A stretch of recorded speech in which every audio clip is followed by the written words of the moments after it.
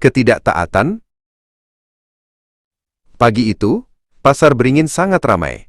Sebas, yang memakai kacamata kebanggaannya, berjalan di antara tumpukan sayur bersama sepupunya, Surya. Surya sibuk melompat-lompat menghindari genangan air, sementara Sebas sibuk memperhatikan kabel-kabel listrik yang malang melintang di atas lapak pedagang.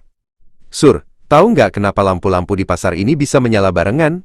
tanya Sebas, sambil menunjuk kabel besar di atas mereka. Surya hanya nyengir. "Ya karena dicolok Kak Sebas, masa pakai ilmu goib?"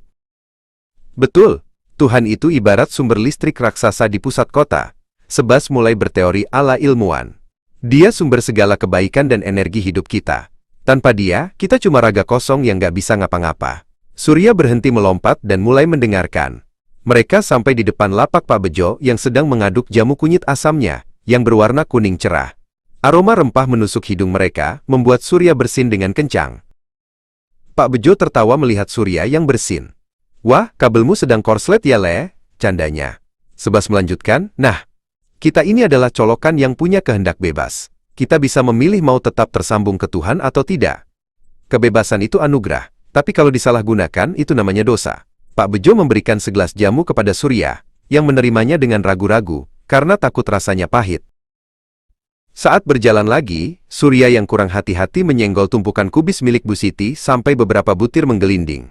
Maaf Bu Siti," seru Surya panik. Bu Siti hanya menggelengkan kepala sambil tersenyum maklum. Sebas berbisik, "Itu contoh penyalahgunaan kebebasan yang kecil, Sur. Kurang teliti dan kurang kasih. Dosa itu sebenarnya pemberontakan kecil atau besar terhadap kasih Tuhan." Dalam ajaran Katolik, ada dua jenis ketidaktaatan atau dosa. Sebas menjelaskan sambil menunjuk lampu di lapak sayur yang berkedip-kedip redup. Pertama, dosa venial. Ini ibarat kabel yang tergores sedikit. Listriknya tetap mengalir, tapi alirannya nggak lancar. Lampunya jadi redup, kayak hubungan kita sama Tuhan yang jadi agak hambar karena kita malas berdoa atau suka berbohong kecil. Surya mengangguk-angguk, mulai mengerti. Mereka sampai di lapak ikan Pak Bokir yang sedang sibuk memotong ikan tongkol. Surya menutup hidungnya karena bau amis. Tanpa sengaja, Surya menggerutu kasar tentang bau ikan itu, tepat di depan Pak Bokir. Pak Bokir tampak sedikit tersinggung dan terdiam. "Nah itu tadi dosa venial, Sur," bisik Sebas. "Kesalahan terhadap kasih kepada sesama. Nggak bikin hubunganmu putus total sama Tuhan, tapi bikin cahayamu jadi buram di mata Pak Bokir." Tiba-tiba, lampu di area belakang pasar mati total, karena seseorang mencabut kabel utama untuk perbaikan. Suasana jadi gelap gulita. "Nah, kalau ini namanya dosa mortal atau dosa berat," ujar Sebas dengan suara yang lebih serius tapi tetap tenang. "Mors artinya maut. Ini terjadi kalau kita secara sadar tahu itu salah, dan tetap melakukannya dengan sengaja untuk memutuskan hubungan sama Tuhan. Ibaratnya, kita sendiri yang mencabut colokan dari stop kontak." Surya tampak sedikit takut.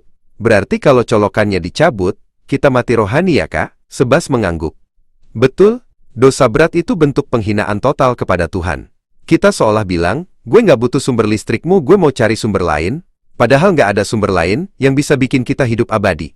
Sebas menepuk bahu Surya untuk menenangkannya, agar tidak terlalu tegang.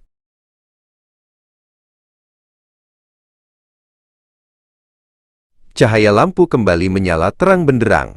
Sebas mengajak Surya berjalan menuju pintu keluar pasar. Di sana ada marka jalan yang bertuliskan "Hati-hati, banyak kendaraan." Dosa itu sebenarnya kayak marka jalan ini, Sur. Tuhan kasih tahu mana yang boleh dan nggak boleh bukan buat mengekang kita, tapi buat menjaga supaya kita tetap selamat dan relasi kita sama Dia tetap nyetrum terus.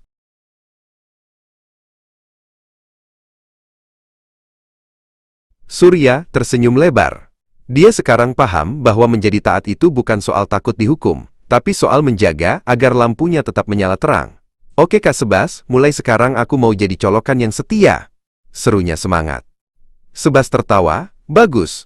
Yuk kita pulang sebelum kabel di perut kita makin keroncongan."